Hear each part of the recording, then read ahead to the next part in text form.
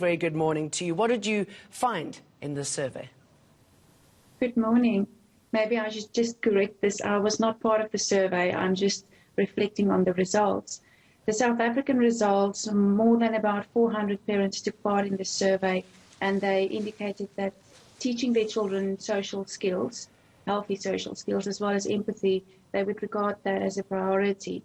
And unfortunately, not many of them know exactly how to do that. So the survey gave us lots of information regarding the needs for parents bringing up their children in a certain way, but them not knowing really how to do that. It's extraordinary that that's something that's missing. Any idea why that's missing and how important it is to have empathy? Well, I think in most countries nowadays, maybe more so in South Africa, we find it difficult or hard to put ourselves in somebody else's shoes. We find it hard to understand how someone else is feeling or thinking, and we cannot not go ahead like that anymore. We definitely need to be able to have empathy for those around us. We know global research indicates that people that have more empathy tend to be happier in life. They tend to contribute to society a lot more. They have better conflict skills. They have better relationships. Generally, they bounce back from adversity a lot easier and they are happier.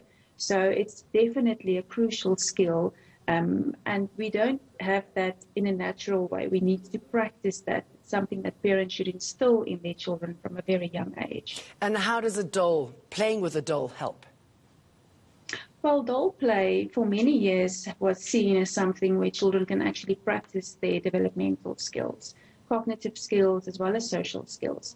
So when children are playing with dolls, they start bringing up pretend world. It's imaginary play. And while they are doing that, they can actually place themselves into somebody else's shoes, and they think what the doll is thinking, or they feel what the doll is feeling, and in that way they are practicing those skills.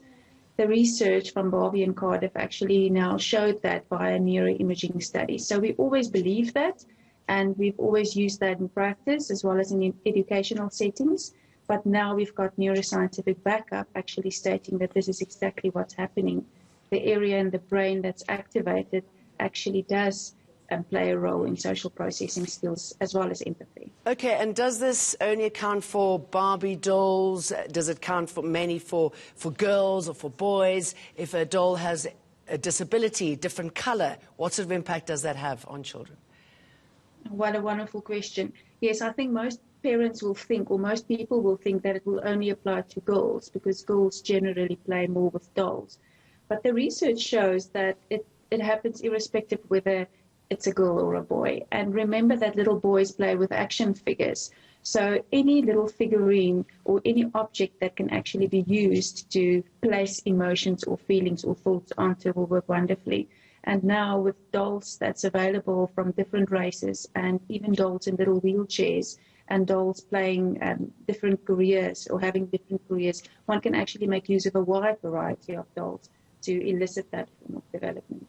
Jo-Marie Bothma, I mean, I love this sort of information because it really changes possibly how we think, the fact that you can get more from playing with a doll than on your tablet, and they are, in most areas, pretty easily accessible. Thanks for talking to us.